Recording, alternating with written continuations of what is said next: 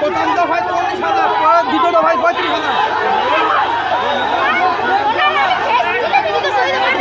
আমি সরাসরি প্রমাণ দেখাইছি উনি হেলমেট পরছেন, উনি এখান থেকে আপনি দাবিটা কি? দাবিটা বলেন, সমস্যা আপনার দাবি। দাবি আমাদের যেহেতু বাড়িঘর ভাঙছে, উনি যা যা টাকা খাইছে আমাদের কাছ থেকে দাবে দাবে প্রায় অলরেডি এই আবার আমাদের নামে ওনারা মামলাও করে। কেন করে? মামলার হুমকিও দেখায়। এই ধরনের কীর্তন আমাদের জন্য টাকাও খাইবে, কেন এটা করবে? যেমন তিনি জানাচ্ছিলেন যে এখানে ভুক্তভোগী, তিনি জানাচ্ছিলেন যে প্রথম দফায় বাড়ি করার জন্য এক জন কর্মকর্তা 40,000 টাকা নিয়েছে এবং দ্বিতীয় দফায় 35,000 টাকা নিয়েছে। এভাবে করতে তিনি 1,20,000 টাকা নিয়েছে এই ভুক্তভোগীর কাছ থেকে। ভুক্তভোগী এখন দাবি রাখছেন যে তার প্রতিনিধিগুলো উদ্ধার করা হোক।